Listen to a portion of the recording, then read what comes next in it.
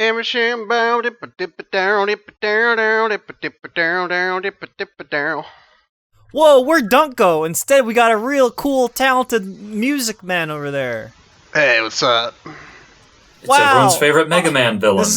Hello everyone. This is our first guest on the Celluloid Goblins podcast. Instead of Dunk's not here today, but we got Mr. John Musicman, who wrote such hit songs like Don't Stop Believin'. I actually wrote that. Journey's a bunch of fucking thieves. They stole that. Their talent was hacks. I wrote all their good songs. Journey, more like Journey straight to jail. That's right. Mr. Musicman, I'm going to start with a preliminary question. Is it true that you snorted a mixture of crack, heroin, and marijuana off the butt crack of your daughter?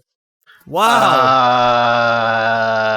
Move over, Speedball. This is the jail ball, the prison ball. I've heard legends of a realm in between truth and falsehood, and I believe that is where that story lies. In this realm, how many unicorns do you guys have there? Oh, that's a transition. If we actually just ran out, unfortunately. Shit! You turned them all into magical unicorn unicocaine. I think they call it there. No, actually, they're sex slaves, all of them. Oh, that's awful. How else would they? I mean, they're Geralt of Rivia's sex slaves for him to fuck Geralt Yennefer of Rivia, the cool grizzled bearded guy from Soul Calibur 5. Soul Calibur 5. Well, I was going more the route of, this is how Geralt is in video games, which is not how he is at all in the books, apparently. Which is because in the books he's the last unicorn. Witchers are made from turning unicorns into men. He's alive. He's the last Witcher. That's what the Witcher show is missing. It needs a cheesy 80s song. You're right. From America. It needs America to come back. Needs like synthesizers and like. Is that what you think a synthesizer sounds like? Yeah, I made synthesizers. Whenever I think of synthesizers, I always think of the theme of Beverly Hills Cop. Yeah, that's pretty. Oh, that song. Yeah. Next week, I remember playing a Flash game. That was like Beverly Hills Cop, the Flash game, and it was just like a goofy. It was really bad. Next week, geez. Beverly Hills Cop 3 on. Oh no! No! Don't Look, even do Beverly Hills Cop. Do the Golden Child or whatever that movie is. Yeah. Which is just Uncharted 2, basically. Because it has, like, the golden spirit. I'm like, hey, what the fuck? That's for Uncharted 2. Anyway! How about the last unicorn? Fuck. Oh, that's the most tangent we've ever had. But yeah, hey. Everyone. Hold on. Yes. This is by far the best movie that we've done on this show that I didn't pick. Really? So, yes. Okay, well, I'm the weird one again. So have we gotten a movie yet that we've all agreed that like we have the same sentiments on it or no? I don't think I mean, Thoroughbreds kind of. There's ones that we all like, but like there's still different degrees of how much we liked it. So I don't know. So for this, I didn't like this movie. I didn't hate it, but I was like, this is not for me at all. This is too. That's because you don't like. I don't think I like fantasy. I think that's it. Because I've watched like what's the most fantasy movie I've liked? Lady Hawk. I like Lady Hawk a lot. So. Wow. It's fun. It's fun. We're about to play Divinity together, and you don't like... Also, I realized... No, I was playing Divinity for like the D&D tabletop fantasy RPG funness, and not like, the story of Divinity is so good. Yeah. I don't even care. I don't care. I just don't care. Those things are like intrinsically linked. But alright, we can get to this later. Yes. Either way. So yes, The Last Unicorn. Also known as Saigo no Unicorn, is a 1982 Japanese-American fantasy film about a unicorn who, upon learning that she is the last of her species in the world, goes on a quest to find out what has happened to the others of her kind. Supposedly. Based on a novel, The Last Unicorn, written by Peter S. Beagle, who also wrote the film's screenplay. The film was directed and produced by Arthur Rankin Jr. and Jules Bass, also known as Rankin Bass, who I thought was just like one guy. I thought it was just a guy named Rankin. Fair. Like a director, Rankin Bass. That's fair, because I had The Hobbit on VHS when I was a kid, and I remember thinking, "Oh, Rankin Bass. I mean, that could be the one guy." Then, oh no, they're actually two different people. Yep. Why did you pick this, Soy? Why did I pick it? Because it's good. Yes. Okay.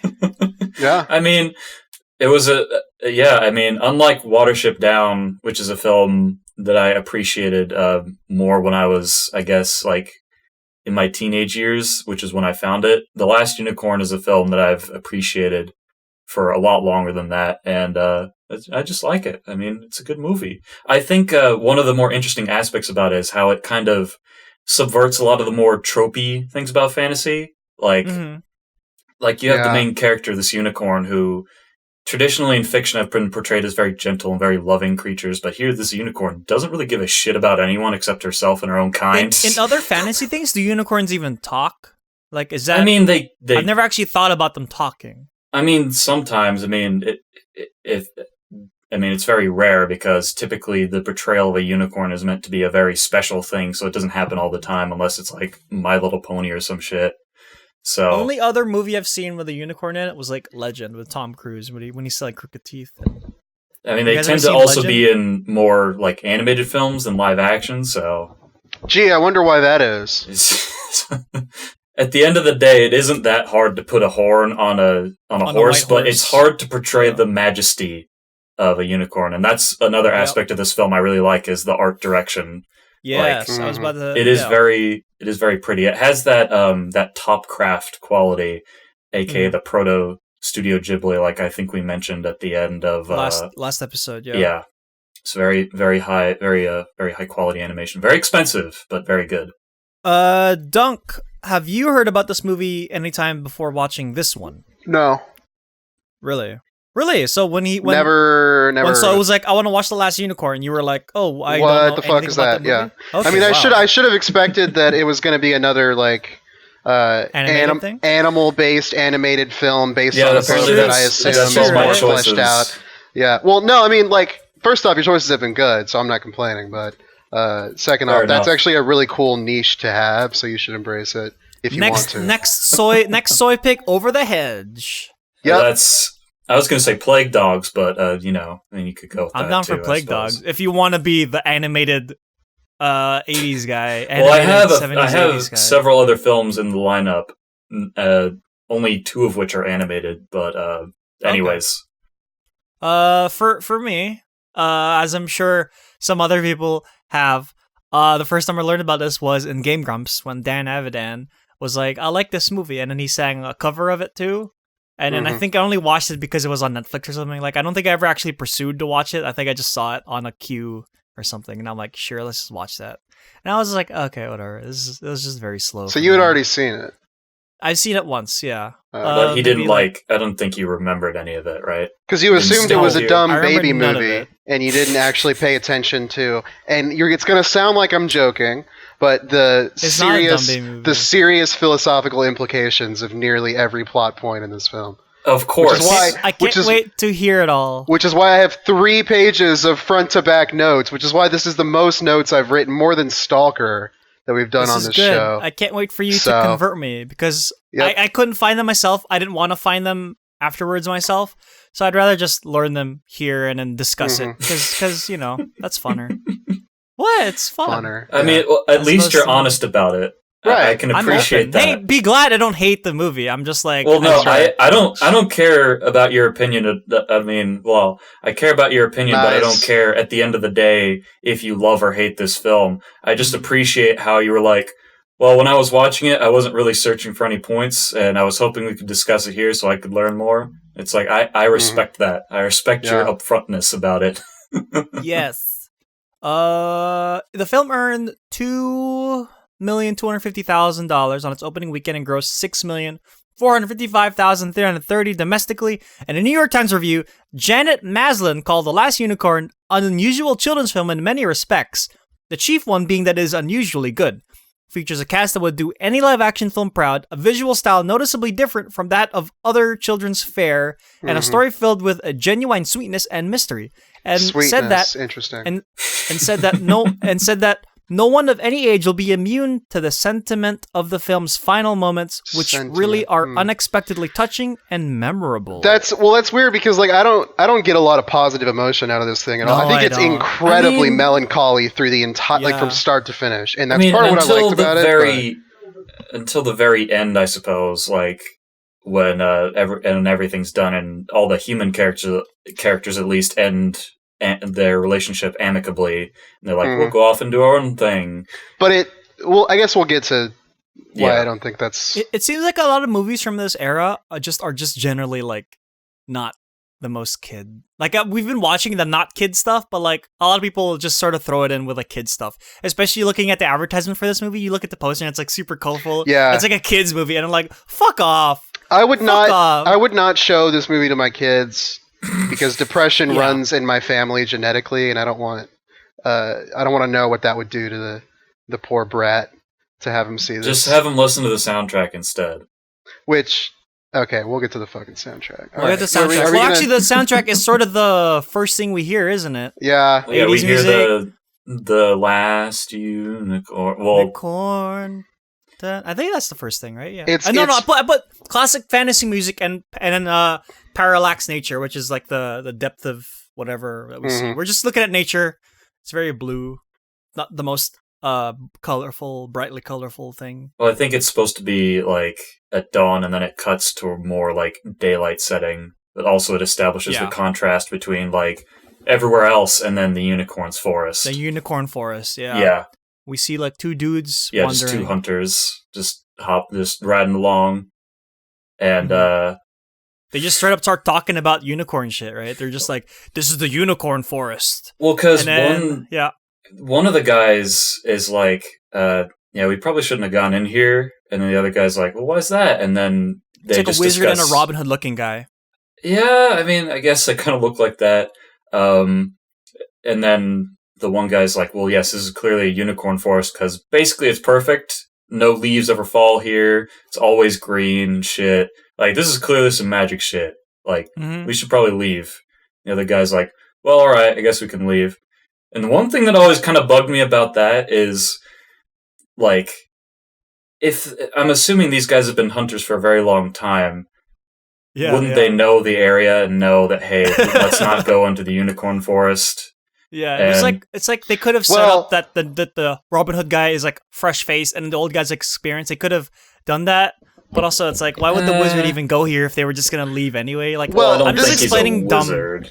Wizard, this might be getting a little ahead of the curve, but actually the way I interpreted this scene was that it was very deliberate that they had this discussion within earshot of the unicorn. Oh, of course! Like at the end of that discussion, the guy who recognizes that it's a unicorn forest, like plainly says to the forest, like speaking to the unicorn herself, like if not directly, then just within earshot to all creatures. Hey, I fear that you may be the last of the unicorns.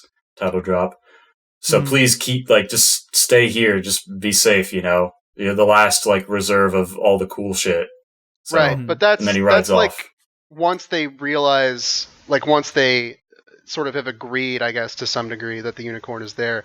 But I guess my assertion that I'm trying to make is that I feel like the entire premise of going into the forest and having that discussion there was like some form of targeted manipulation.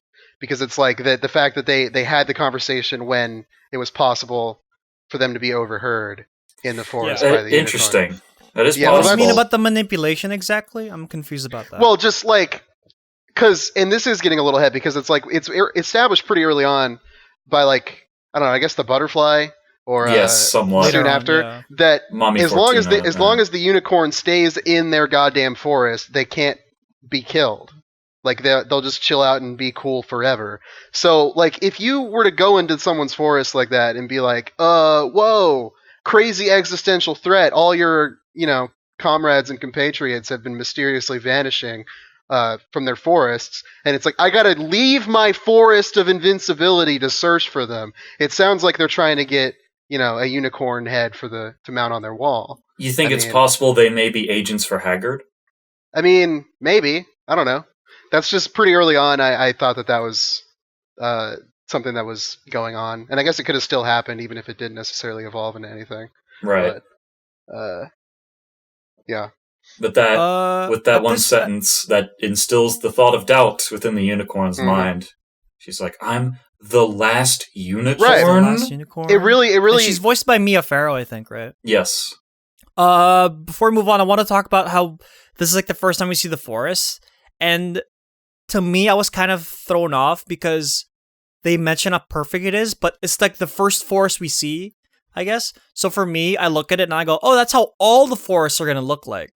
And I just want to mention that, like, I was sort of like thrown off that, oh, it is not. This is just perfect. Because I'm looking at it and it's perfect, but I'm assuming it's perfect because it's an animated film. Do you know what I mean? Yeah. I mean, that, well, yeah, but you don't could know assume that. But also they did just say, "Hey, this forest is weird and perfect things." But that was because they mention it, I guess. Like, it would have been nice to detect that before they even mention it, I guess. And then also a similar thing when we see the unicorn. The unicorn is like very like it's drawn like, you know, wow, it's a unicorn. The hair is beautiful. The neck's a little bit long. The legs are skinny like a deer. It's just very majestic. But then it was hard to determine that it actually looked majestic, and it wasn't just the art style that the film had itself. And I think it would have been nice to see like a regular. How is this a criticism? Like, there's regular mundane stuff in the rest of the film. I don't understand. I don't know. I mean, wouldn't it be more effective if it established the majestic and then subverted it, since it's from the perspective of the unicorn? Like, what? Yeah. Well, I mean, I would say it's majestic in comparison to the regular horses that we saw with the hunters, because the hunters' horses are drawn much more realistically, with a lot bigger muscles and smaller eyes and much broader, like, snouts. I guess that's what you call it. Okay, yeah. No, you're right. And then we look at the unicorn, and it's vastly different. And the unicorn comes in from the shadow. It's very circular in its design. Yeah. And then we see the unicorn, and then 80s stuff comes on. And then the unicorn song happens. Yes. Yeah. I'm alive. Unicorn. I'm alive. Singing completely different parts of the song. Oh my gosh. Yeah, actually, I only remember the intro and then that part. So this might be a hot take, but the soundtrack is easily my least favorite part of this movie. I didn't really care for any of the songs particularly. I also have a note about how they do the songs, which is related to the movie Tarzan, which I'll talk about later when more of that comes in. How they got Phil Collins to do the soundtrack. Yeah. I'll explain after. Like, I think there's one more song, and then actually have a full on note about what I'm talking. Yeah, it's later on. But yeah. The butterfly, like, I guess the idea is that the species of butterfly in this universe just absorbs culture and then, like, regurgitates it. To establish future culture, too, apparently. Well, to establish the butterfly, basically, we cut to kind of, like, after we have a musical montage that encompasses the opening credits, we see the unicorn sort of just asking herself, is it possible that the unicorns could be gone? Why would that happen? The unicorns are cool. We're, like, invulnerable and shit. And then the butterfly shows up and is, like, singing and doing its poetry in its weird sort of kind of looks like all rhyme, no real reason sort of way. And the unicorn is trying to converse with the butterfly, trying to get a straight answer out of it, but it's not really giving it a straight answer until the very sparse points when it does actually converse with it. Like, for the first part of their conversation, the unicorn's like, "What am I? If you know me, what is my name?" And the butterfly just doesn't give a shit for the most of it until... the unicorn doesn't know its name. Yeah, so it's basically Planescape Torment, really. If you break it down. Yes. And, you know, the butterfly's Mort, right? This butterfly's alignment is chaotic neutral. Yep. Yeah, but, like... I like that it's established that the unicorn's like, "Oh, you dumbass, stupid butterfly! You're not gonna know how to fucking solve my problem, stupid idiot." Like, she's it's a very important character moment for the unicorn. Because she's a fucking bitch. Like, throughout most of the movie, she's a fucking bitch. It sounds like she needs to get off her high horse. All right, I'm all in favor of kicking Mari off the podcast. Please. I know you said that for two reasons. Because one, it's a unicorn horse. And two, because in your notes you fucking say someone makes a thoroughbreds joke. Yeah, that isn't really a thoroughbreds joke. I deleted that. That wasn't a thoroughbred. It's a horse joke. Well, I was wondering if you were going to consider it a thoroughbreds joke though, because it's just a horse. Hey, you know what? Let's stop horsing around and get back into the butterfly story. I'm gonna disconnect my microphone. Yeah, I'm gonna fucking and throw it against the wall. Jesus Christ! That's good. So the butterfly is like there was a Red Bull or something, right? The Red Bull made all the unicorns go away. Yes, the Red Bull basically led all of the unicorns, led them away, essentially, to the ends of the earth. Which means that they had to have been drawn out of their forest by their own will first, before being by chased hunters. By the rest. But how is the last unicorn just didn't see their Red Bull? Does that explain it? Maybe because she's in the forest. And she should have stayed in the goddamn forest, really, but... Well, she should have, but I think the main reason why is because, the bull belongs to a character named King Haggard, which we'll discuss later in the film. Basically the villain. Essentially, yes, if you could call him that. But, it's reasonable to assume that Haggard would have used the Red Bull to draw out all the unicorns in his country and then several other places, and it's possible that, the bull just would have assumed that its work was done and didn't bother, Yeah. And maybe Haggard is happy enough with all the unicorns that he has. And it's entirely possible that the last unicorn we see isn't even the last. Yes. Exactly. It's our story of. In fact, them. I think it's very likely that she isn't. No, yeah. And that also plays into the whole pretentiousness aspect of her character. True, yeah. Jesus Christ, I know. The Red Bull, and then questions are being asked. We understand the unicorn more. We learn about how the belief informs the appearance of the unicorn or the non-appearance of the unicorn. People see what they want to see. Mm-hmm. What do we think the butterfly represents? If what? You guys have any, I don't know. Nothing? I mean, not if we're gonna, in particular, no. I mean, okay. I guess my ultimate unifying theory of this film is that every character who plays a role of any significance is subject to the exact same moral and psychological folly, and they're just expressing it in different ways. So I mean, that's kind of what it's going to get down to.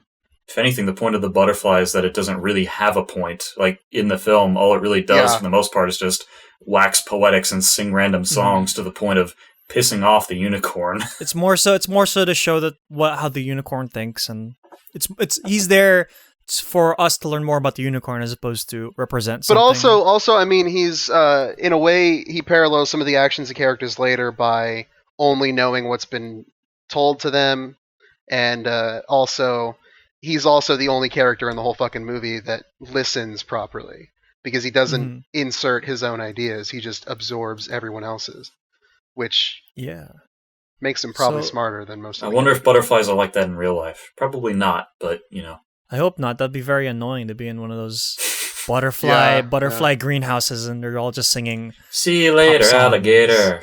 It's like really bad, copyright free songs.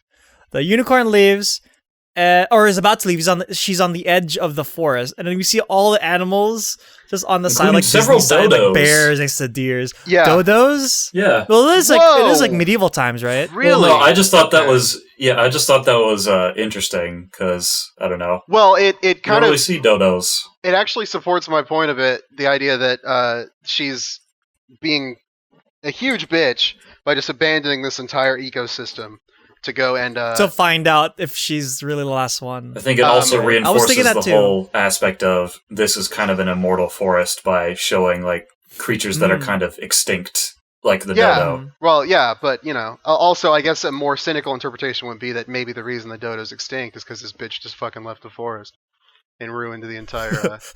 Yeah, I mean, and here I am going, oh, is this like more time manipulation because the butterfly has like sunglasses and a scarf, and I think he's singing songs that are like not from that era. So that's what I'm thinking of. Oh, and then there's dodos too. Well, it's a timeless story. It happens in all eras at once. Time does not pass linearly.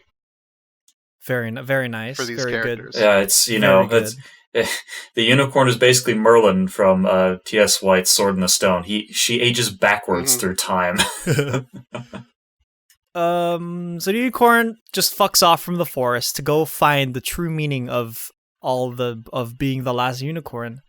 And possibly save them, might also help. We get a horse walking from right to left scene number 1, where he walks and it comes across a farmer. Yeah, there's like 3, right? Maybe 4. Her horn, when she comes across the farmer, we cut to like the farmer's kind of perspective, and he just sees like a regular horse. She's still like the same like silhouette, but then the horn's just gone. Yeah, her horn's gone, and her horn's gone or something, and she escapes the farmer. Wait, I can't say that one. I wrote a shitty joke. Yeah, of course. I remember reading that. Great, good job writing in something that you can't actually. I'm not even going to look at it. Don't even look at it. Yeah, if you look at Mari's notes, it's actually just the N word 47 times. So that's all my notes. Yep. No, it wasn't me though. Why was it the unicorn black? The guy's like, "Oh, I want to get that horse," and he tries to get it. And then we basically the horse gets away. Unicorn gets away, and we learn that men can't see unicorn horns. Right, like just men, not men as in humans, men as in boy men. Which is also important because it establishes that what different people see from different perspectives is going to like flow. That is a huge factor in seamlessly in and out of the animation that we're seeing on screen. So it's in a way up to interpretation who is seeing which thing which way, which is important for literally everything. Perspective is definitely one of the key themes of this film. Like how we view other people, how we view their goals. Yes, that's very one true. of the major underlying themes. Horse walking scene, unicorn walking scene. From right to left, from right to left. Number 2, more America songs as unicorn walks and walks, and I forgot what the song was, but we were talking about how we feel about songs, and this is when I talk about how they do these sort of musical movies. So I watched an interesting video from the YouTuber Sideways, and he's like a music channel. And he talked about how Tarzan and why the music there isn't effective, and it's simple as God is singing about the characters' feelings instead of the characters themselves that I'm feeling here. So we don't even get we actually do get like the characters singing like for like more than an hour into the movie when they're in King Hagrid's castle. So I just feel like having a band America sing the songs about the characters just very disjointed, and it's just a very bad way of doing but I things. mean, I wouldn't mind that if I liked the song. My issue is that I just don't really like the song. So the soundtrack, especially from the America side, is not one of my favorite aspects of the film, so much so that I don't even remember the lyrics most of the time. I don't even remember what most of them sound like. Yeah, so I mean, yeah. It's very. I mean, what genre is this even? Just like American pop music. rock, probably. Rock, just like 80s rock. Yeah. It's unicorn rock, clearly. Soft ass, bitch ass rock. Yeah, we need to inject this movie with some Blink 182. Am I right, fellas? Like anytime I rewatch this film, those parts are the parts that I kind of gloss over. Yes. Sleeping Unicorn is confronted by Unicorn is walking, falls asleep in the side of the road, and I'm like, bitch. But also it plays into the character of like, no one's gonna fuck with me. I'm a majestic ass fucking unicorn. Who dares fuck with me? Yeah, well, it clearly isn't a D&D RPG at this point because it's way too dangerous to rest there. They're confronted by Enyaba the hag from JoJo Part 3. And she has a carnival caravan, and her workers, Igor of Notre Dame and Danny Sexman, come out, and she tells them to put the horse in the back. Yep. But the unicorn starts waking up, so then she does fantasy juju on it, and then it gives it like a second horn. There's more to this. Someone break it down. Well, basically, okay, so to explain with the actual character names... sorry. I'm so sorry. Mommy Fortuna. Fortuna. Who's this really old witch lady who's incredibly short. Just like a witch. Yeah, just really short with a tree log on her head with a raven. So basically Enya the hag from JoJo. I guess. Part 3. I haven't watched JoJo, so I can't They look that much the exact perspective. same. Yeah. And then Rook, who's like her lackey, who's voiced by the same guy who did Gollum in the Rankin Bass animated Hobbit film. Are those after this? The Hobbit was before. That was 79, I think. This is 82. Okay. So, Yeah, Rook, Yeah, we have who's the just like evil-looking guy. the lackey's just the strong, stupid one, who's also incredibly short. And then we have that contrasted with Schmendrick, the magician, who is very tall, lanky, and thin, and he's Who's got very huge nose. Clearly an unimportant character. clearly very unimportant. His name actually means fool in Yiddish. Mm-hmm. Is it? I was about to say, cool. like, is that sounds like something. Yeah, It doesn't sound like a name that you could just pull up. It was, I believe the name came from the author, like, telling his kids bedtime stories, and he used that character, and then he eventually just wrote it into his book, The Last Unicorn. So they see the unicorn sleeping at the side of the road, and again, we establish how important perspective is, because Mommy Fortuna sees it first, and she's like, oh, I wonder if my two lackeys recognize what this actually is. And Rook sees... Yep. Forget, I'm just cut that out. And basically, just gloss over that.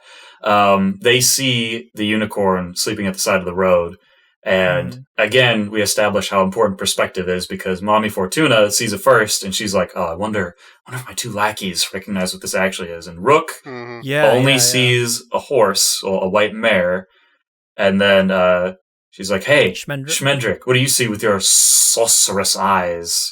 And then Schmendrick's like, yeah, I only see a white mare. That's just a horse. But he doesn't. He sees the fucking horn. He sees the horn. It's very clear that he got some magic in him. Yes, he is a real full-blooded magician. And then, as they're talking, the unicorn begins to stir. And then Mommy Fortuna, I'm assuming she does this as like a combined spell, but she basically puts it to sleep and then puts a fake horn on top of it, which just looks really gross. There's like tufts of hair, and it looks like a. It looks less very of a horn, more like a spike. Well, it's more like a spike. It looks really fake in comparison to the real unicorn horn, but I suppose that's the point, because we fade to the next scene and we see that the unicorn is in basically a cage, being presented. During that scene where she's doing the spell, I really like the fantasy dialogue, the sort of the very fantasy dialogue, which I was happy to know that it was, because it's the same author from the book. Like, it's like very, if not exactly how it is in the book of the dialogue. And I remember the dialogue where she says, like, I'm probably quoting this wrong, but she goes, "Unwoven rope won't contain her. She will make do with cold iron bars." And I was like, oh, that's pretty rockin'. I like that. It's very good. Yes. So then the next day, oh no, wait, I wrote what the spell was. I tried to transcribe her spell, and it's Ska Ribit Shh Kaz above ya Nichan. Yeah. Yeah, it's the magic in this film is just kind of very.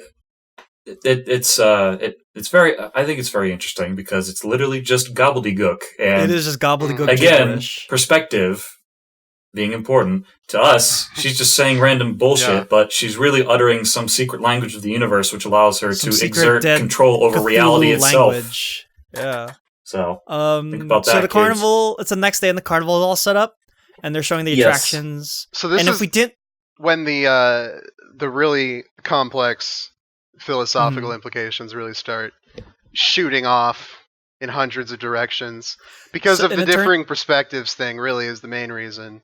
But like we have unicorn in a cage, and the sorcerer comes up and basically imparts some wisdom about how most of the creatures in the carnival are fake as fuck. Well, all but one creature. Yeah. Well, yes. Well, two now with the unicorn, but she's not in the. She doesn't count right now. Well, he's saying he's excluding her from this discussion. We learned that the carnival is actually more like a freak show animal kind of carnival with like the mythical creatures, but it turns out it's all bullshit because there's the manticore. The manticore, but it's like they're all charmed, so they look different to regular people. The manticore is just like a saddled lion. There's it's a chimpanzee who she puts an illusion over to be a satyr, and then there's a snake, which is the Midgard serpent, which is a little lofty in comparison to a manticore and a satyr. But there is the one real one. Yeah, is the harpy, which is like a really, really bad looking thing, and it has titties for some reason. Yeah, well, that's what harpies do. Do they actually? Are they? Yep, yeah. That's how harpies are. I don't know enough about harpies. Well, I've killed a bunch in Witcher. The thing that I think is interesting about this is that it's like supposedly the Manticore and shit aren't real, supposedly. But y'all don't believe that they're real. So what the fuck do you actually know about whether or not the Manticore is real or not? Because it's like neither of you benefit or want to believe that the Manticore is real. Like it doesn't. There's no reason for you to think that. In fact, there's reason for you to not think that, because then you see the fortune teller is more of, a deceiving, villainous witch. I mean, there's no. So you could just, when you don't see it, what's the difference between that and her adding the spell to it, and then everyone else sees it? That's what I mean. Like, who are you to say see that? Who are you to say that they're not actually seeing mythical fantasy creatures? Well, we do actually learn that there is like dragons and shit. Well, yeah, that's not to say that these creatures don't exist, and that magic doesn't exist. It's just that this is clearly some sort of era where the fantastical has been pushed back. It's kind of like a Lord of the Rings type setting where the fantastical is slowly being pushed away as the world of men becomes more prominent. Well, and, supposedly, right? But like when you have the actual unicorn, she still has to put a fake horn on it so that the normies can understand. So it's like, what if this is just a manticore that you have to then add magic to, because the people are just so stupid that even though it's really a manticore, they still see a dumbass chimp or a lion. Like, why is the unicorn immune to that same stupidity? She's not. That is the Schrodinger's box of the whole thing, or the Mommy Fortuna's cage of the whole situation is, are we actually looking at a manticore because we want to, or because it's actually there? I feel like there's a recurring theme where what people believe in is of what is currently practically beneficial to them in the situation they're in. Like a very strong correlation, which I think is very nihilistic for a kid's film. And that definitely also ties into how like Schmendrick even uses his magic, especially. Yeah, absolutely. That's the big So we'll get to that. We get a little bit of foreshadowing where the harpy like tries to do magic on the witch, and then the witch like pushes back, and the unicorn's like, "Your death sits in that cage, old woman." But I think the idea is that to keep the actual animals in. Like the two real animals in, there's some sort of magical protective aegis that surrounds the cages. It's on the cages, that keeps them in. That's like tied to the locks, and then the harpy attempted to break it, and then Mommy Fortuna was like, "Nah, bitch, you're staying in." Someone mentions that the Red Bull. This is when we learned that the Red Bull belongs to King Haggard. That was Mommy Fortuna. And then Mommy Fortuna, and then the unicorn pleads to be let go, but of course, nope. Because Mommy Fortuna says, like, well, first off, I'm not going to let you go because you're a fucking unicorn. You're a commodity. People are going to come to see you, even if you're not, even if you're not real. And I know, even if I have to put a fake horn on you, like you're still the real deal, and all the witches are going to give me respect. And King Haggard's going to want you, and I don't want King Haggard to have you. So fuck him. And this is when I think the unicorn gets returned with the crowd, because there's a crowd looking at everything, and I think the crowd comes to the unicorn, and then some of the girls in the crowd, the women in the crowd, like the radiance shines on them, and I guess they see their real horn. I think that's what it was supposed to be. Well, no, I think the idea is that like they didn't see the real horn, but it was like still a genuine interaction. But it was the authentic unicorn power, even though coming onto them. Even though she was hiding it, it was still giving the real reaction, because the fake horn was actually glowing. I think that's what the radiance was coming from. But I think like what I guess that's part of what I mean by it's really nihilistic for a kid's film, because it almost means to suggest that the authenticity of the horn isn't even that important in the grand scheme of things. Like, it's like if the context is set up so that this horn should theoretically be real and provide this service to the crowd, then it oftentimes will, regardless of whether or not it's the real thing.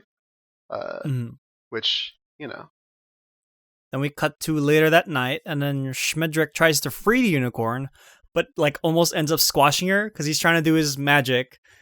And he's like, he has magic, but he doesn't really use like real magic stuff, from what I understand. He's more like a parlor tricks guy. Oh no, he does real magic. Have real magic. No, he does, but like he's obviously not that practiced because when he tries to free the unicorn, the cage starts shrinking. And the unicorn's like, stop, bro. Yeah, that's basically the whole point of his character is that he is a real full-fledged sorcerer, but he's unable to really understand or harness the magical power that he has, so all he can really do are simple parlor tricks, as we see later in the film when he's entertaining Haggard. Like, that's the only stuff he can really, like, hit the nail on the head with. But more complicated spells, with breaking bonds and, like, freeing the unicorn from the cage is a lot more temperamental. So honestly, like, anytime he does I'm gonna say 3 really strong magic stuff in this, and like in all of them, it's really just like he's just like, magic, do your work, and he like lets magic flow through him to like exit to do the magic. We can like, break that down. It seems like he's a conduit. In depth. Well, we could do it when he does it in a bit.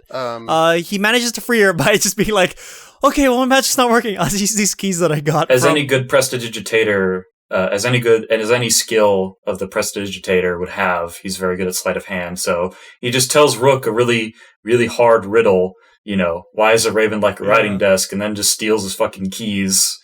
And then he attempts to use them in the lock, and then the lock's like, you fucking suck, bitch. You can't even use your magic.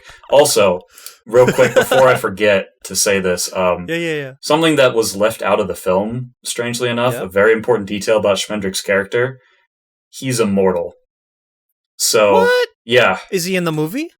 I don't think so. If it is, it's not important. No, I don't think so. At least, it's not stated or even really implied to, but basically that actually makes sense, though. I mean, in the book, the reason why he's immortal is his teacher, I forget his name, but he was supposedly one of the greatest magicians in the world, and Schmendrick was one of his apprentices, but in all of his years, he couldn't train Schmendrick to be a good magician. So he literally just said, you know what, Schmendrick, you're going to be, because I want you to learn this shit so good, I'm going to make you immortal until you can become a true magician. Damn. So that's why he wants to become a true magician, at least in the book. Because he's been giving. And you can infer that definitely. You can infer that definitely in the movie, like, because he still has the same stated goal, and you can infer that, it's because he wants to, like, essentially continue on living his life, perhaps. Yeah. He doesn't want to be immortal. More so he just wants. I think it was more so he just wants to. Didn't want to waste his master's magic. I guess that kind of a thing of like master. Thank you. I don't think that's not nearly nihilistic enough. Come on. Yeah. Well. Okay. Obviously, you joke, but you know that my interpretation is a lot more. Of course. Cynical, no. As a general rule, no. I don't think his fucking motivations are. They're totally selfish. Like completely. There's no charity or sense of obligation. He wants to be rid of this curse because clearly it is a curse. Yeah. Okay. Oh, that's. But like, when the unicorn decides to free all the other bitch ass. Yeah, they start freeing everyone. They free all the 3 sad animals, and then stops at the harpy, and then I think Schmendrick's like, don't. Well, he's like wrestling the other guy, but then Schmendrick's like, don't do it. They're just gonna, she's gonna fuck you up. And then the unicorn's like, no, it's okay. We're, no, the harpy is like, do it. We're both sisters. We're both magical creatures. But the unicorn's like, okay, fuck it. Does it. And then we get a unicorn versus harpy fight. What? Sort of a fight. There's a right? fight? I wouldn't call that. You don't think it's a fight? About that. There was more of a fight between Schmendrick and Rook. Which, by the way, now that I'm looking at it, isn't spelled the way I thought it was. I thought it was R-O-O-K. Apparently it's R-U-H-K. All right. Is it? Apparently. I didn't bother remembering his name. I just kept writing Igor. It was easier for me to remember. All right then. So, they fight. And then Mama comes out. And then the harpy attacks her? Yes. Because it was her fate. This is great. Yeah, no, because she loves it. She's yucking it up. Because she's you didn't break out alone. You had to have someone else do it, which means I won.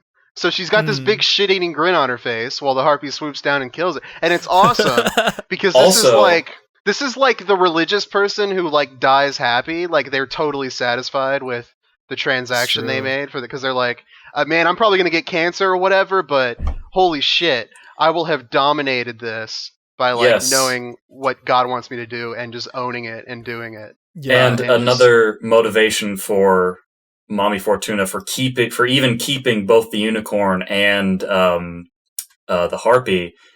Like, she mentioned before, and I know we talked about this, but whatever. She mentioned before that, hey, you're immortal, and I managed to capture you, so you're going to live the rest of your life knowing that fact. So, right, you're going to have to live the rest of your life knowing that you were shit. Which I was good enough to catch you. That's how humans cope with mortality in most cases, is we're like, we'll do something that cannot possibly be forgotten in the scope of all oblivion and all... We seek immortality through our actions, not you're through immortal and you will carry lives. my ownage of you for the rest of time. So, fuck you. Like, it's awesome. She's so metal. She's also made of flesh and gets ripped apart. And so does Rook. Unicorn and Danny walk and talk. She puts him up to speed, and then Schmendrick is all like, "Yeah, this King Herod guy, he's a bad king. Herod. He turned the lush land hard and gray." Yes, King Herod, the one who wanted Jesus dead. King Hagrid. King Hagrid. King Hagrid, yeah. Hello, that's what I thought it was. Hello, Harry. I'm going off to find the lost of the unicorns. I liked it. It's Hagrid, and he wants to catch all the kid wizards and put them all in his basement for his And he's catching unicorns so he can put them all in his unicorn farm next to his Pegasus. What if Christopher Lee voiced Hagrid in the Harry Potter films? Christopher Lee is in this. He does voice King Hagrid. That's the joke. Well, yes, that's what I was... It wasn't a joke. It was more so, and he is in this. But he is in nice this. cover. Nice save there, bud. What cover? Mm-hmm. Hey, speaking of cover, Schmendrick tries to take some cover when some outlaws come by. No, wait, you're missing important. Wait, you skipped over a lot of exposition. The unicorn straight up says, "I can't feel regret. I'm just such a pimp that I can't possibly give a shit about you trivial mortal douches, no matter how hard I try. It's just not, I'm just not wired that way. You worthless human sack of shit." Wow, nice direct quote there. That's a direct quote. Yep, people. I just read it off the IMDb page. An addendum to that quote. Also, I can't turn you into a true magician because, I can't turn you into something you're not. Yes, I can't turn you into something you're not. And he goes, "Oh, don't worry about it." And she's like, I'm not. Oh, yeah, I won't worry about it. No, trust me. I'm chill as fuck, bro. Don't dare presume my actions. They are wholly of my own. I will not let a puny human suggest me. I wonder, can you imagine what the world would be like if this is how unicorns were always portrayed? Just assholes even when they don't talk. They're just always like this. I mean, anyone with that kind of with that kind of prestige, I would imagine, especially if you live for a long enough period, you would eventually develop that sense of ego. True. Practically God mentality, isn't it? Of just being like, I don't care. I shouldn't care because I'm immortal and fuck everything else. Yeah, I'll be here when the heat death of the universe happens. Yeah, then you could even think about it as sort of, I'm not going to care because if I care, then I'm not going to be able to move forward, that kind of a thing. Yeah, but I don't think that. I just think that she's fully lacking in empathy. Yes. Speaking of cover, Schmendrick takes cover when the outlaws come. Sweet. After they discuss some rumors about the Red Bull, and they enter the edge of Hagrid's kingdom, Schmendrick hears a band of horses draw near and pushes the unicorn away, just tells it to run, and then he gets captured. Yanked onto the horse. Yeah, he gets captured because they find, I think that's part of his sleeve, just dangling from a tree branch, and they're like, what have we got here? It's almost like that's a really impractical outfit to wear when you're on a mission. Yeah? Hey man, he's Schmendrick. He's Schmendrick the Schmendrick. I do like how impractical it is, though. I think it sort of fits in with his foolish character. It's animated. It's, I wonder how does he get captured in the book? Is it the same? I have no idea. I haven't read the book. Well, they put a hot naked woman and they have a box on a string. And he sort of just runs over to it frantically, and then they pull the. Then they pull the string, and then a box lands on top of him. Yeah. And then Schmendrick comes out, and he points his finger, and time slows down, and he shoots them all with tranq darts. Yeah. Yes. Was Metal Gear Solid 5. Yeah, okay. All right. Get it now. All right. Okay. And so then they bring Schmendrick into the outlaw camp, and then they're all a bunch of really raggedy ass, fucking disheveled looking guys. And I love this sequence where it's like he all he does is just makes educated guesses about who these people might be, and then like flatters them by like, oh, you must be the legendary Captain Dickhead. Captain Cully, boldest of the bold and freest of the free. And it's sort of meta because it's almost like he's going like, oh, I'm in a fantasy novel. What are some famous fantasy settings and characters that I can draw from? Sure, but also what it makes me think of is like, he says that to the captain, and his wife's like, oh, come on, he just guessed. And then he says something nice to the wife, and the wife's like, all right, maybe he's for real. And it's like, so just whoever's getting their dick sucked believes it, which is like, I guess, very true to human nature. And also that for also the characters plays themselves, because that also plays into what happens a little bit later in that scene, in terms of believing what you want to see and having it be interpreted as a reality. Speaking of which, how does I keep saying Dan? You keep saying Dan. It's because that's all I wrote, and he just looks like Danny Sexbang. How did Schmendrick end up doing magic again? Well, wait, you mean how did he start in that scene, or just yes? Okay. Yes. Well, how did we get to there? Because that's the part I remember. Funny part that's just to me I think is funny is like when Captain Cully like invites him to eat. He's like, "Come on, have a taco." It's just like, okay, we got some Mexican, bro. We got back from Taco Bell. I don't know. I always liked that. Well, it is set in the. Well, you're more of a joke, but I was more like, but it is actually set in like Earth because they talk about France. Oh yeah, I know it's set on Earth, but like I just like the quaintness of that line. Like, come on, bro, have a taco. Even though they have rat soup on the pot. But anyways, they're like that's the first time we come into the outlaw camp, and then he's like, rat soup again? Yeah, catch a different rat next time. Well, yeah, it was like you think you'd use a different rat the third day in a row. Which honestly, that's going to be a pretty shitty rat stew. But anyways, after Schmendrick is conversing with Captain Cully and his band, presumably about more bullshit made up tales about Captain Cully, just again to flatter him. I forget the exact flow of the conversation, but basically the topic of Robin Hood is brought up. And oh yeah, that's right. Like Captain Cully's like, hey, let's have our bard sing a song about me because I'm so full of myself, clearly. And then the lady, Molly Grew, is like, sing us a song about Robin Hood. He's way cooler. And then Captain Cully's gets very clearly offended at the mere mention of Robin Hood because he's fake and I'm real. And then I guess that sort of plants the idea in Schmendrick's mind that's like, oh, I'll just conjure up an illusion of Robin Hood because that's way better than what this bard is going to be. And now that he's physically in danger, all of a sudden he's really capable of doing very targeted and helpful magic in this situation. Mysterious. It must be a coincidence, surely. There must not be any significance there. And then clearly, there's no significance ever in this film. That's right. This is the first time Schmendrick does a really big magic thingy, and he straight up goes like, magic flow through me. Yeah. So then magic flows through him.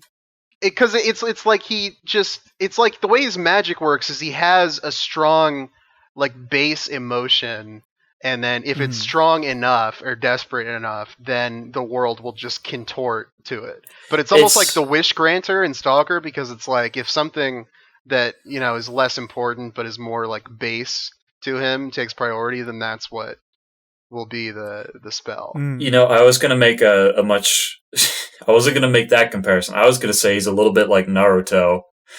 Because he has a lot of... What did you say? You cut off for me. Did you say Naruto? Yeah. Hell yeah. Just like the very few things I know about Naruto. Apparently he's got a lot of like chi stored within him, but he's very ineffective at actually channeling it. He just throws it around a lot. I guess a better comparison would be Harry Dresden, because he also has a lot of magic potential, but he only really just throws it around for like fireballs and shit. I'll throw you some chi, girl.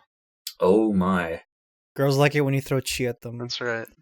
I thought Schmendrick's power here was more like the Part 6 stand, Bohemian Rhapsody, where he makes... You keep making these JoJo references, and I keep telling you I haven't watched JoJo. I think this is my last JoJo reference, I don't think I have any more after this. Good. But anyway, Robin Hood comes out. Full-on real-life Robin Hood for reals. And all the outlaws are like, oh shit, it's Robin Hood. Let's follow him. He's way cooler. So then all the outlaws just like follow this illusion. All the normies. Well, yeah. Just Also, literally walked in front of like a cauldron of like fire. well, and, like, again, no one's, I'll point this out. Perception. Something very important happens during this interaction, which I think is what sets apart the captain's reaction and everyone else's reaction. Well, virtually everyone else's reactions.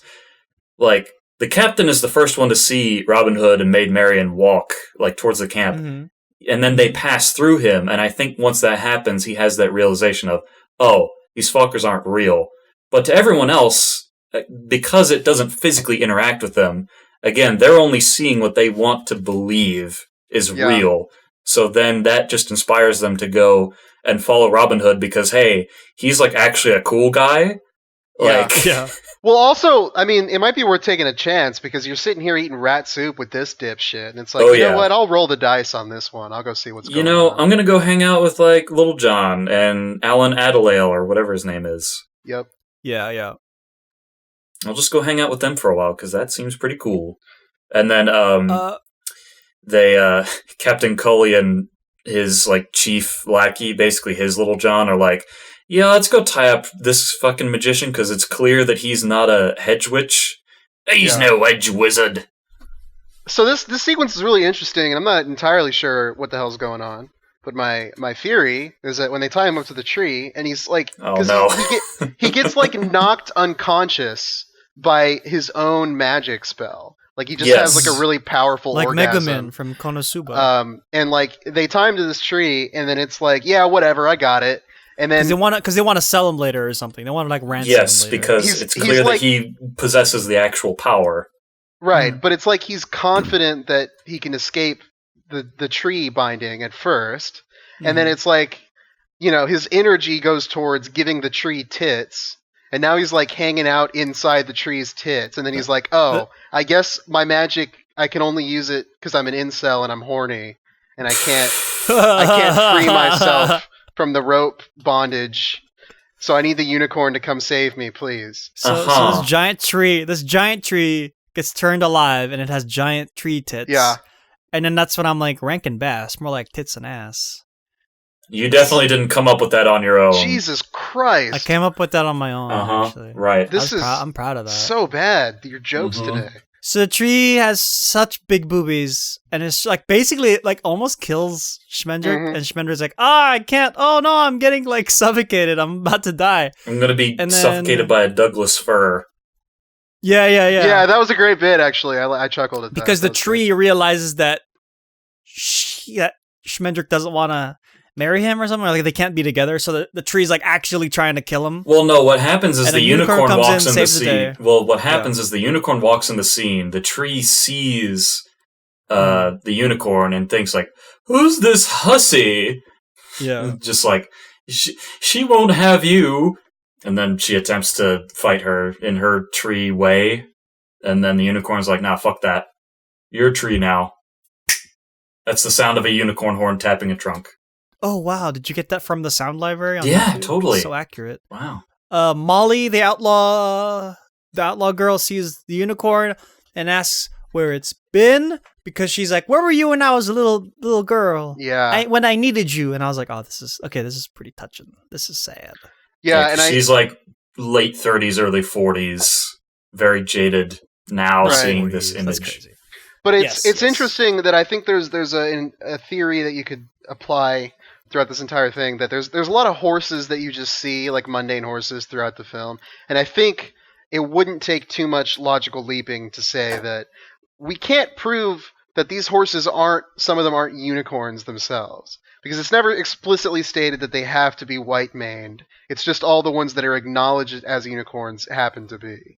Theoretically, yes. Theoretically, but also at the end when the horses are back, they're all like the same looking. Well, right, those are only the ones. It's possible that Haggard only liked that particular species of unicorn, and that other colors exist.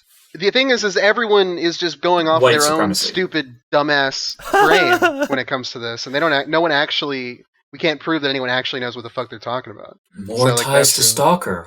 But that would also explain how Molly never encountered one, if it took until her defenses being weakened by the Robin Hood spell to even consider the possibility of to truly consider the possibility of supernatural whatever the fuck. Maybe. It's just a thought. Schmendrick, Molly, and Unicorn, or Molly just is like, I'm gonna go with you guys because I'm gonna be in servitude to the unicorn, and then she's like, like, no, yeah, she's like, I'll go with let the you. horse decide, and the unicorn's like, sure. Yeah, she's like, I want to go with you because my life as an outlaw is really shitty. It's pretty not shitty. It's not the best, and to be honest, yeah, I can understand that motivation.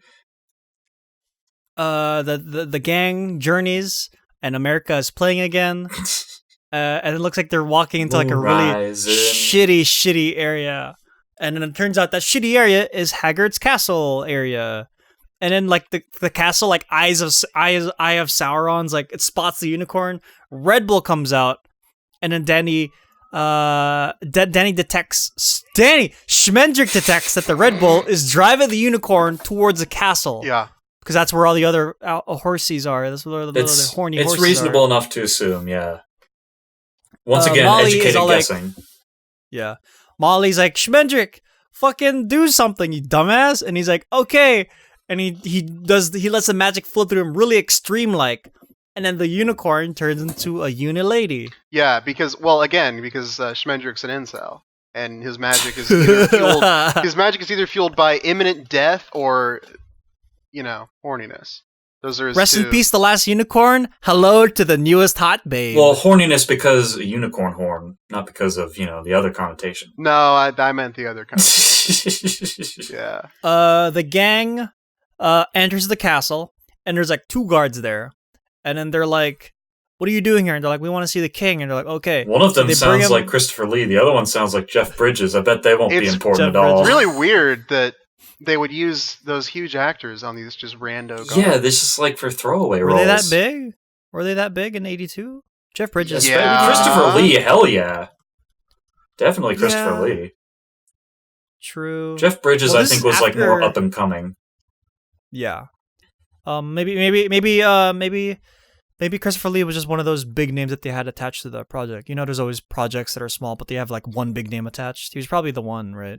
I mean, unless Mia Farrow is big too. Mia Farrow, absolutely. Rosemary's Baby had been out for like 15 years. Angela Lansbury was also attached to this, so maybe the book was a bestseller, and then this was a big adaptation for the time.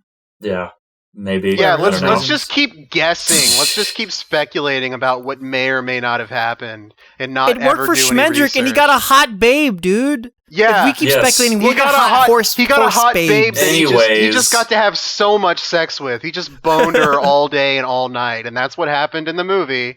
Again, going back to the origin of names, the name that Schmendrick seemingly comes up with on the spot, and I say seemingly because like Amalthea or something. Amalthea. And Amalthea is a reference to Greek mythology. So when Zeus was born, Zeus was the son of 2 titans essentially, Kronos and I don't remember another titan. Hell yeah. And Kronos was kind of weird. He devoured everything. Yeah, so, he's awesome. Yeah, Zeus's he mom. Ate his kids, right? Yes, and so Zeus's mom was like, I don't want that to happen. So she basically hid Zeus from Kronos, raised him on the Isle of Crete, and one of his caretakers was this goddess Amalthea, which I believe means Mother of the Divine or something like that. Mm-hmm. And she was a satyr.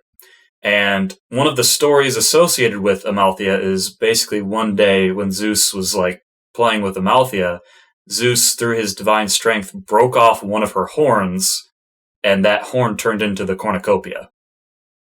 So she forever became... Cornucopia? Yes. What's the cornucopia? The horn of plenty, the horn that has all the food coming out of it. Oh, the horn, like the Thanksgiving horn. Oh, yes. That's really neat, actually. I didn't know. Yeah. That's cool. Also, she's apparently the source of the Aegis, which is basically the tunic that Zeus wears that's made of protective goat skin that gives him divine protection, but that's not as important. This name is the name Schmendrick gives the 2 guardsmen who asks who they are. They all give their names out, and then Schmendrick comes up with the name for Unicorn. But then they're let in by the guards, and the castle's empty. They go up to the spiral, they go up to the throne room, and it turns out the 2 guards are also just... The old guard is just King Haggard, and then the young tall guard is his adopted son, who's who's a real handsome boy. Basically, because those guards weren't giving me good enough blowjobs, so I got rid of them. Mm-hmm. Yeah, the king is straight up like, I don't have anyone that doesn't make me happy, and frankly, like no one else makes me happy. And then his only other person in employ is like his court wizard, which so they're there for the Red Bull to find out where the unicorns were. The Red Bull's in the castle. King Harrod's right there, so yeah, figure it out. And to do that, they go undercover, and then Schmendrick's like, these two helpers are with me, but I want to be your new court wizard. And then King Hagrid's like, I guess, let me call up my current court wizard. And he calls him up. The court wizard, what's his name? Mabruk's basically like, yo, Schmendrick, what up? Dude, this Schmendrick dude, he sucks.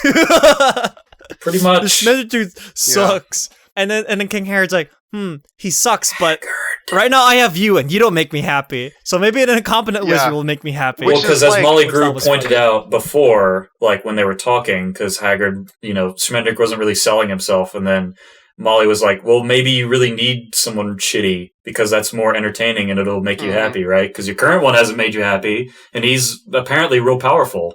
And you can also just kick the shit out of him, and he can't stop you. And exactly. He's just abusing people. So yeah, like clearly. And he looks so happy just in this dusty ass castle, just his very old real cool ass design though. Yeah, and he looks fucking exuberant at all times. So, it's clearly working out for him. What happens where the court wizard like attacks Unicorn? Like how come that happened again? Well, basically Mabruk was, understandably pretty offended at the fact that Hagrid was like, I'm going to hire this really shitty like magician and fire you, basically. And Mabruk was like, yeah, I don't really like that. And he was probably going to summon up some sort of, I don't know, storm spell or something. He was going to attack everyone in the room, pretty much, because fuck these guys. And then the Lady Amalthea, a.k.a. the Unicorn, basically just walked up and, like, canceled his magic. And then Mabruk, like, laughs and says, oh, wow, Hagrid, you've basically just let your doom inside your castle, and then just teleports away because... wow, you just let a unicorn inside your castle and you don't even realize it yet. Mm-hmm. Boom. Then the unicorn's like it's just like knocked down, and then the sexy music starts playing, like sexy romance music, and then the prince like offers to help the unicorn, and then we get like this weird music video montage of like lots of horned imagery. Yeah. Like her shadow walks in front of the unicorn horn in the drawing. There's a shadow where Prince is riding seaside, but we only see the shadow of the horse. And then he has a lance, but it's sticking out. So we're like, oh, unicorn, but it zooms out. It's like this the prince holding a lance and the shadows combining with the horse. Imagery. And then the ocean side, there's narwhals. Imagery. And that was so cheesy. It was so cheesy, this part. And then it turns out, it ain't easy. It ain't easy being cheesy. Prince is with the lance, and we're like, what is he doing with the lance? And he's like fighting like Shenron. He's fighting like a Chinese serpent dragon, and like he kills it. He brings back like the head, and it's like a tiny head now. And but he's bringing it to her. I think it's just like part of the pelt, maybe. And I think that's an I think that's an interesting allusion to the fact that this was animated by a Japanese studio. Is the fact that it is more of like an Asian style dragon as opposed to like a more Western style dragon with more of a we were getting all sorts of mythical stuff. Like I'm pretty sure. Yeah, we were getting lots of mystical stuff. It's just this dragon is the most. Well, yeah, but most of it has been like Oriental one. European mythology for the most part, like satyrs, the Midgard serpent, manticores, unicorns. Those are all European mythology. True. And then we see the dragon, which is an idea that's associated with both Eastern and Western mythology, but they have very different interpretations of both. Like in European mythology, they're more just like money hoarding motherfuckers. But in Asian mythology, they're more like paragons of the elements. Like you can have earth dragons and air dragons and that kind of stuff, and they're much more snake-like in their appearance. I wonder if that means the prince rode all the way past where narwhals are, all the way to like Asia. It's possible. That's just weird to me, that he did that for the love of the unicorn. Man, and he still got his ass cucked. So yeah, so he's offering the pelt or the dead Chinese dragon to Amalthea, and then she looks at it and she turns away. And she doesn't really acknowledge him. I thought she'd have a bigger reaction. And then a. Oh, it's actually way after, isn't it? Never mind. It doesn't matter. Well, We're at the end game. Just let's just he later on he's talking with Molly, and he straight up like, I offered her the pelt, and she refused. And I thought it sounded like he's talking about a different reaction than the one that we actually saw, because he made it sound more exclaimed. I mean, that's not the only thing he did, to be fair. Yeah, like he mentions he conquered lots of different beasts. Lots of stuff. So then basically, I mean, we can already judge from just the killing the Chinese dragon that he's like doing all these classic fairy tale. Right. Oh, I do this for her. She's gonna love me, and it's just again, it's subversion of fantasy tropes. All of this typical fantasy stuff that would result in winning the princess's heart isn't working. Yeah, well, I mean, and it's also like, dude, did you fucking ask her if she wanted you to do this dumb bullshit, or did you just like? Right? Well, that's also part of classic fantasy shit, but isn't it? It's his own goddamn fault, is what I mean. Because that's all he really knows. Like, especially if you have Haggard as your father and you have barely any contact with the outside world. Like, it's no wonder that he doesn't really understand social whims or even the basic concept of poetry without someone else explaining it to him. Man, that guy's probably an incel too, actually. They're probably everyone's an incel. Yeah. King Haggard, because he just wants to keep all the horny horses adopted with him. Son, right? Because he has adopted son. It is actually adopted. Schmendrick, because he hasn't tasted clearly the sweet flavor of puss in his entire 6,000 years. Well, again, it hasn't made him. Maybe he did, and it just didn't make him happy. I don't know. That's right. Yeah. So we're like an hour plus in, and this is when we finally get the unicorn actually fucking singing. Well, it's the unicorn and the prince later on, but the unicorn's finally singing. Because you were all really dying for that. Mm-hmm. And at this point, I know you guys can't place yourselves in the shoes of watching it right now, but like, did you guys just feel the difference of like when she sings compared to when America sings? I'll give you that. Yes. I'll give you that. I'm not knocking America. I'm not knocking really anything in particular, but I will say it is a very different feel when the characters are singing what they're feeling and what they're going through versus like some band singing about like things that are generally related. Did you guys like the Jeff Bridges sort of singing, where he's like singing really quietly, because that's all I wasn't crazy about really that. It's still better than having the voice of God sing, right? I think it's good that they established that this character, wasn't very artistic and he wouldn't be very good at singing. So at least they didn't pretend that he would be good at singing or anything like that, So this was about what you see is what you get. This is about like a 5 to 10 minute sequence where I was like really convinced that this film was some kind of like trans allegory. And then after the 5 to 10 minutes, I was like, oh wait, that actually doesn't work literally at all. It only works within that small frame but within that frame, it's pretty hard to deny when it's like, now that I'm a woman is like the hook of the song.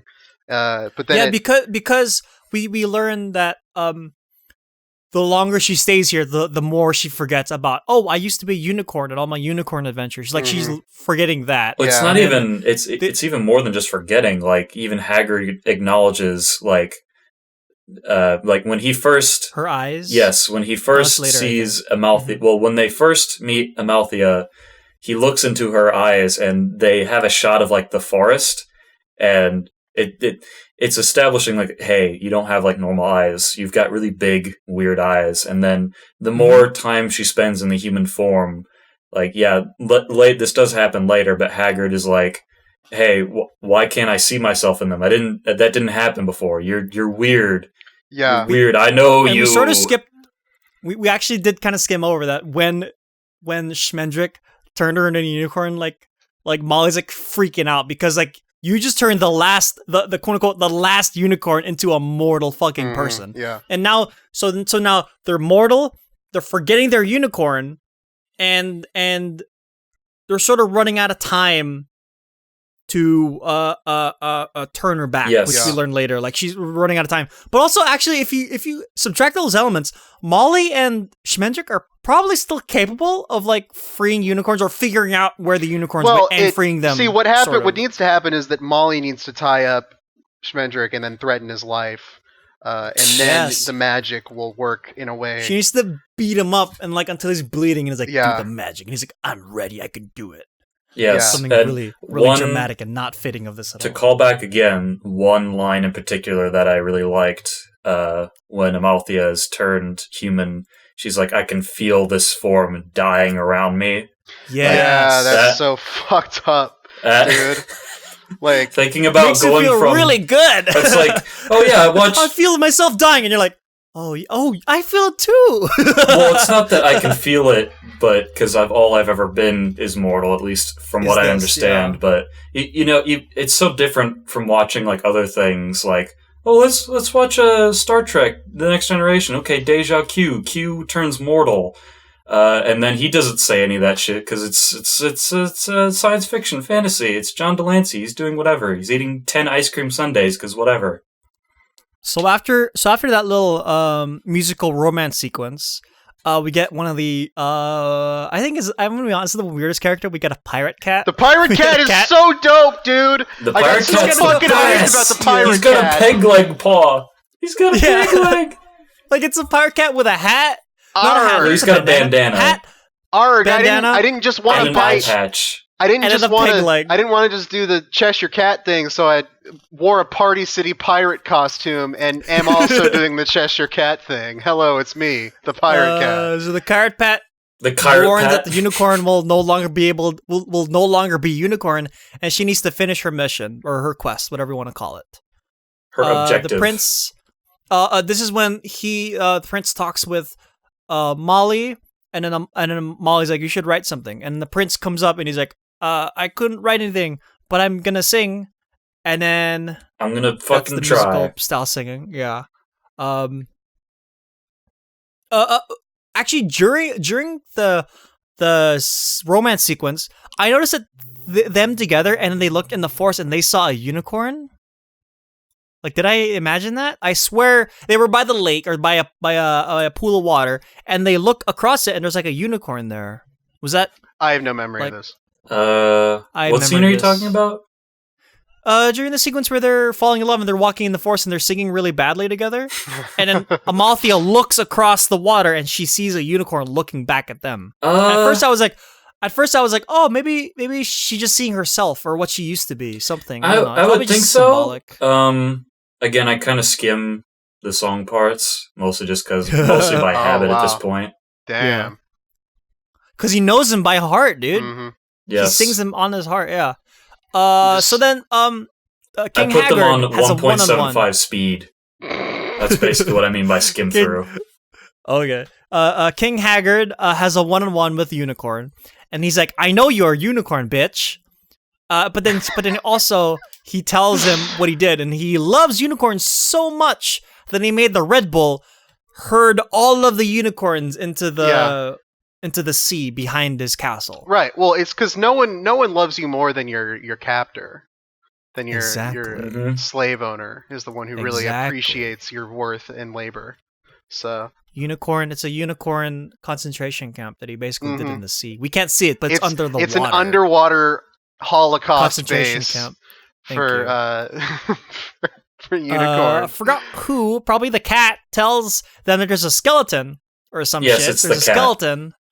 The cat tells him there's a skeleton, and he knows the way to the Red Bull? Yes, the Red Bull's lair. Yeah. He knows where to find more Red Bulls for them. He knows the way to the 7-Eleven. To Pat's house to get more Red Bull. Yep. It is It is kind of weird, though, that they're setting up... The unicorns are over there in the sea, but you need to go through the guard to get through... I don't know. It just feels kind of unusual. It's like we gotta rob this bank, but in order to open the bank door, we gotta get the guard to go in front of the door. It's magic, dude. Like, I mean, there's clearly there's probably something that's preventing them and even other people from just walking into the water and finding the unicorns. Probably it's just very undefined. It's just very undefined, but it is magic. It's literally Planescape Torment, dude. Like, the premise of that game is that, like, you could be carrying, like, a Sharpie and it'll open a secret portal to your mom's house or something. Mm-hmm. Because of magic. Why has it gotta be my mom's house? Well, just, I mean, there might also be one that's your dad's house, too. You have a different color could be Sharpie. your cousin's house if you wanted it. Right, just any... So Plants Game Tournament is entirely by about your extended family. Yeah. Okay. It's like Chalk Zone, but with Sharpies. It's about different possibilities for incest with your extended family, yeah. I'm down for Chalk Zone. All right, Laughing Skeleton. And then I think they go down there and they're like, this is our last chance. Are we going to ignore the fact that the skeleton drinks invisible wine because he's stupid? No, okay. We're about to get there. We're about to get there. And it's not invisible wine. They go down there, and then Schmendrick turns the skeleton alive, and it's like half a skeleton. Or whatever, it's like bangled up, but it's like the head and the mouth and the arms. Well, and he's like some sort of humanoid form just hanging out on what appears to be a fireplace mantle. It's just like, ask me where the layer of the Red Bull is. If you want to get to the Red Bull, you got to go through the clock. No, he doesn't tell him. He's like, I know where to go, but I'm not going to tell you. Well, yeah, he's just fucking with him because it's like, I'm undead. I've got all the time in the world. Exactly. And then Schmendrick's like, okay, what if I do a Jesus move? And then I get this. He doesn't actually say it's a Jesus move, but it's a Jesus move. Mm-hmm. He's like, I'm going to turn this bottle of water, I'm turning into wine. And I guess he does it. He drinks it. And then he's like, he doesn't. Oh, man, that was... That's the point. Yeah, that's the whole point of that scene. He doesn't turn it into wine. He drinks the water. And he drinks the water. Yeah, he drinks all of the water. And it's like, I guess it's like empty. I guess it's all gone. I guess we'll have to find some other wine. And then the skeleton blindly says like, oh, give it to me. I don't care if it's shitty wine or not. I want it. And Schmendrick's like, okay, but why do you want it? It's just like, oh, I want the feeling of wine. I just want the feeling of it. Yeah. And then he gives him... So even the skeleton acknowledges that it is empty, I guess? No, he doesn't. That's... I mean... It's perception. I wouldn't think he would assume it was empty because... That would just be weird. It's the psychological... It's a placebo, basically. Because even though the bottle is empty and he can't feel the wine going through him, the experience of putting a bottle to his mouth it triggers some sort of Pavlovian sequence in his brain that just it instantly gives him pleasure. And he even has like the stereotypical like red cheeks, like whenever you see cartoon characters get drunk. He gets fucking smashed off that. He does. Off of nothing. Yeah. Because magic. But of course, before he just succumbs to them, he tells them the secret, which is go through the clock at a certain time. And then, just go through the clock, just literally. Enter TTC. I love how, they're trying to make it seem like it's more complicated than that, but he's like, no, you have to step through time. Clock is a time, even though it's just a bunch of gears and shit. Just walk through the clock. Go, give it to me. That was cool. Yeah, that was cool. I thought it was funny. How did the skeleton realize that Amalthea was actually a unicorn? That I don't remember. I remember him going like, she's a unicorn! Alert! Or whatever. And then everyone freaks out. But I forgot how he actually detects that she was a unicorn. I think, I think it's just more like he observed her move and then he sort of kind of put it all together in that moment, perhaps. See, I thought he smelled her pussy, like she still has the horse pussy as a human. That's what that's not a conclusion that I would have drawn, but I'm not going to discount it because it's possible. We never see her pussy. How can you deliver that with such a straight face? Well, I think you smelled the horse pussy. I'd just call it Schrodinger's pussy almost. It's pussy that may or may not be a human's, depending on whether or not it's observed. So it is simultaneously a human and horse's vagina. Skeleton figures out that Amalthea was a unicorn. The castle's on high alert. The prince comes down and he's like, I know you're that, but I still love you. Or whatever. Yeah, because he doesn't give a shit about his dad's obsession with unicorns. He's like, that's kind of weird. I already fucked all the unicorns we put away. I don't need to fuck one more. I need to fuck with my heart. That'd be a really hard fuck session under the water, though. The king and Schmendrick fight. They have a bit of a scrap. Yes. Everyone else walks through the clock, and they're in this weird, green... This part was really frantic for me. This green fog, this sort of interdimensional astral plane that they're being transported to. The bull comes out. Schmendrick casts a spell while the bull charges, turning the unicorn back into a person, I believe? Yes. They're in the beach. They exit through the. We skipped over a lot of dialogue, and they come out to but the beach. yes, yeah. They come out to the beach now. Unicorn turns back into a person. This is when Schmendrick does his big third big spell, which is just a reverse of the second spell. She turns back into a unicorn, but now the bull sees her again. Well, the bull mention that the bull only looks for unicorns. I mean, yeah. So anyway, it sees her again, but then now she's like, "Oh no, I'm still chicken shit." She's still running away from the bull. And Schmendrick realizes he can't really do shit against it, and he says, "Because that's what heroes are for." Because his life is not in danger, and his dick is not hard, which means his magic is useless. Yes. He's out of MP. He goes to charge the bull. The bull just like goes through him like he was a piece of paper. She falls off, but it awakens the unicorn's inner fighting spirit, and she fights back now. Yep. She never thought to do that before, I guess. Exactly. I needed to see someone hurt. Well, actually, this is kind of nice because she learns that she cares about someone other than herself, right? That was kind of theoretically. Theoretically, I mean, yeah, it's possible because of dialogue that's because of dialogue that happens like pretty much at the tail end of the movie. It's possible that she does develop those kinds of emotions, especially with like Prince Lear.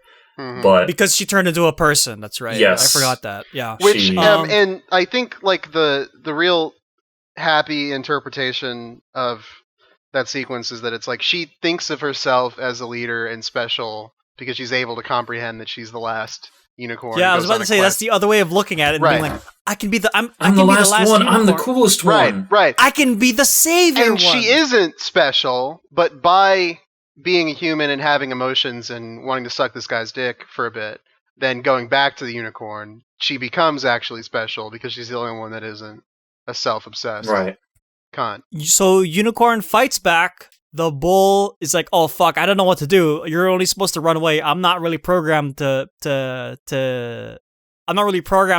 fight someone fighting me."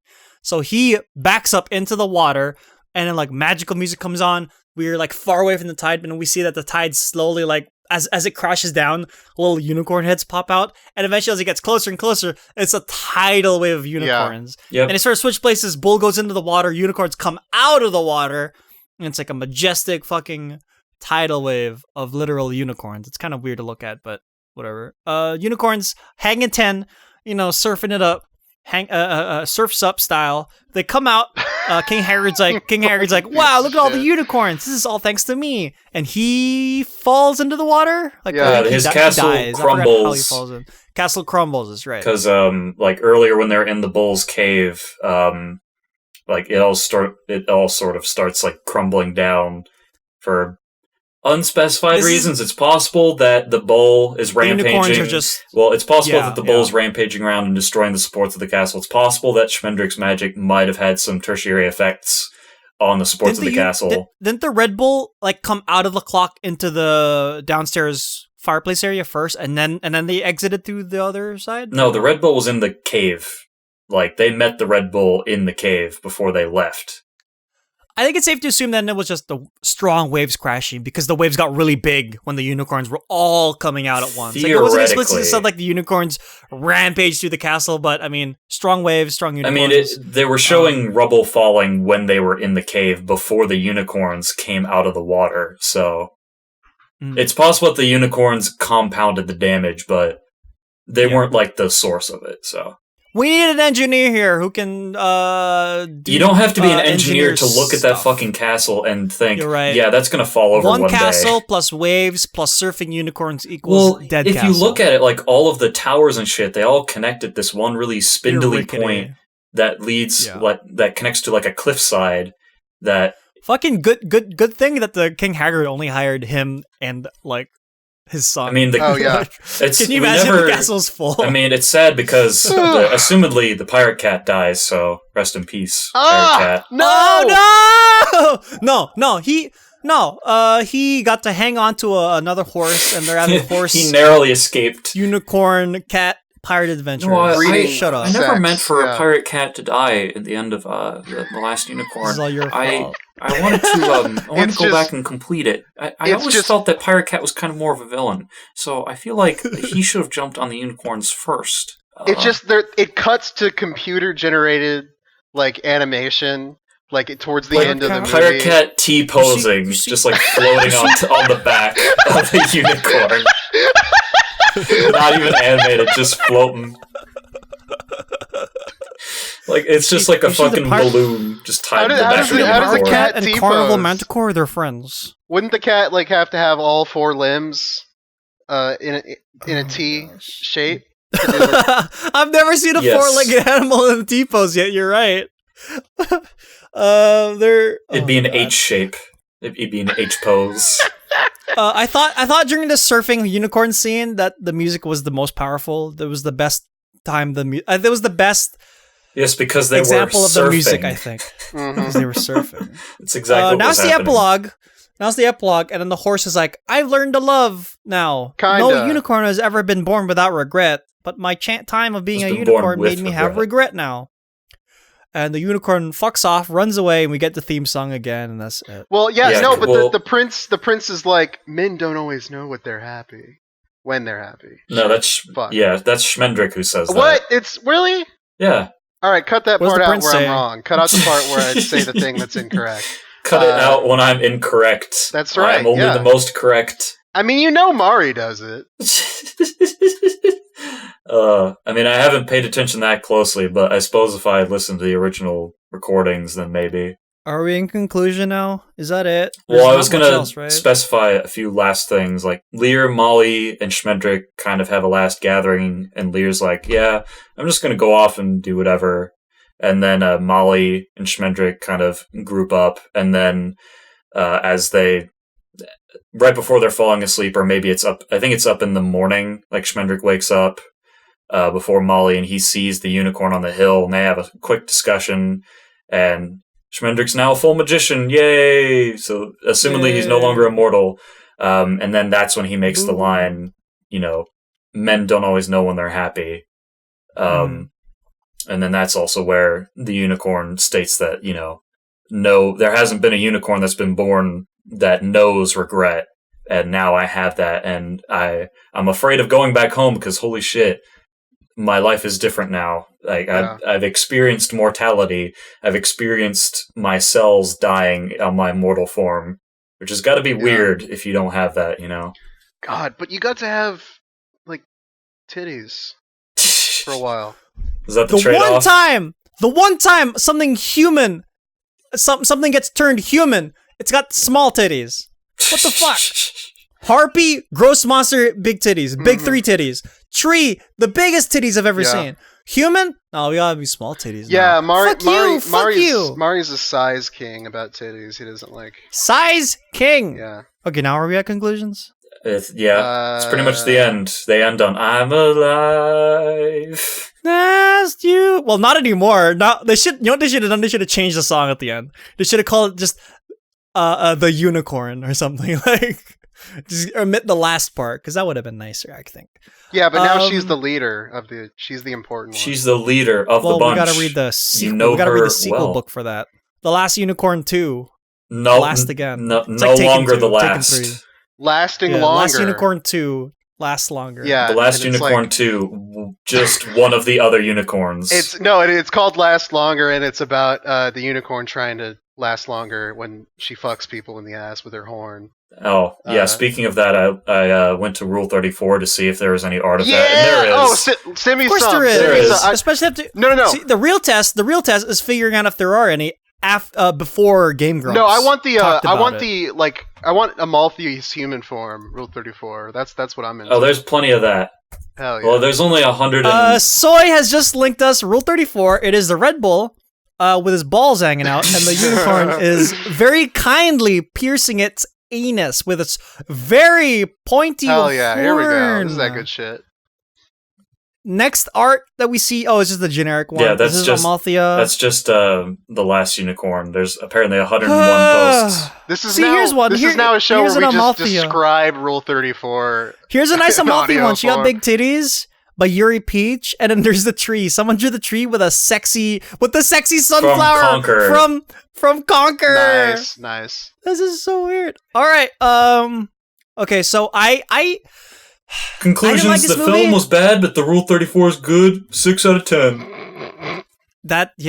We should just rate every movie by the Rule 34. We've suddenly turned into Funhouse. No. Yeah. Funhouse. I don't want to be Funhouse, you guys. I heard Funhouse is okay. I did not like this movie just on my own, but after talking with you guys, I do like it. I still think I know why I didn't like it. It was just kind of slow, and the music wasn't really gelling. It just felt not as entertaining as talking about it with you guys. Thankfully, it's like a scene by scene kind of a thing. But I mean, I don't know. Just thinking about it now, I can't put it to words. But I thought the presentation was slower than I would have thought. Good for me to watch. That's great. Yeah, it's really great phrasing. It's not great. There. It's not good. I'm gonna go with the strong 8 out of 10. Mm-hmm. I think that's what I gave Watership Down, but it's about. I would go with a recommended, but don't watch this on like a Sunday afternoon when you're kind of drowsy. I guess. Yeah. Wait, did you really watch it like today? No. I'm just giving an example because Sunday I'm pretty drowsy right now. I see. But I don't know.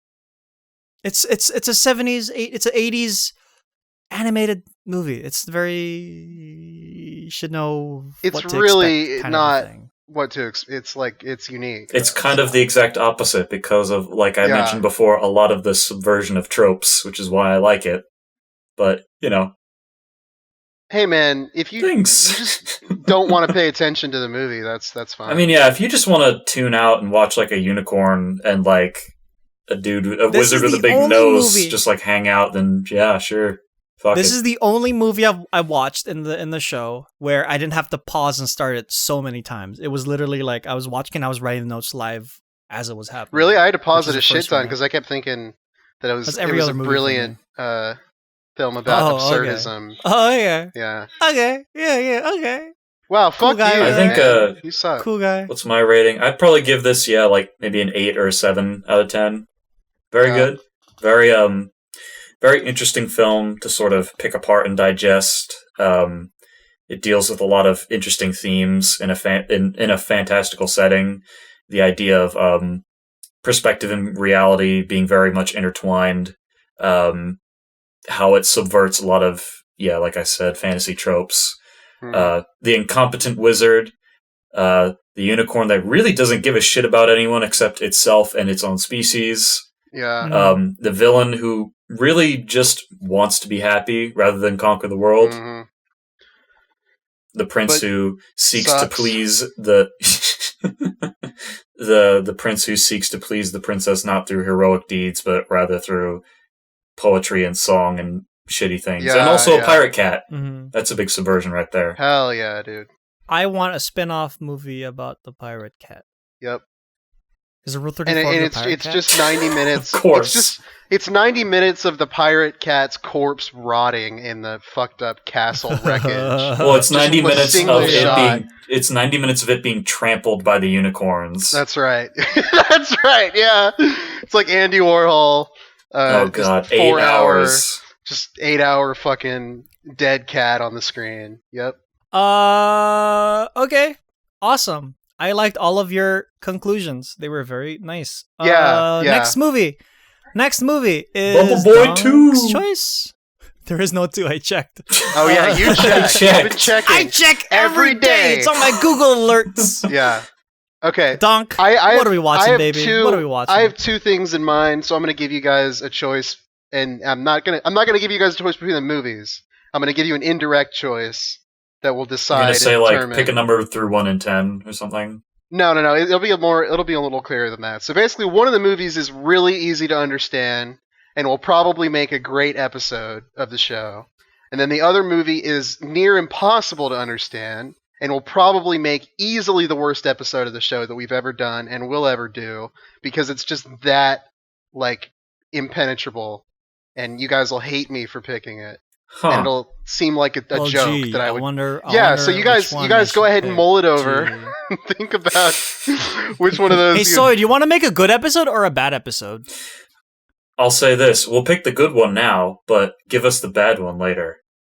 Keep that one Give in us the the back bad of your... one next time. And like Yeah. as a surprise for when the next Yes. time that I get like a Bubble Boy-esque disappointment, Yes. I'll hold on to. Yes. All right, yeah, it's a good. Keep it as your punishment, because I almost picked Plague Dogs over The Last Unicorn. And it wasn't really so much a punishment as in like, wow, this is terrible. It was more like, wow, this is horrifyingly depressing. Yeah, Yes, right. everything I know about that movie from watching, I think it was the Watership Down video essays, it was Plague Dogs is not a happy movie. No.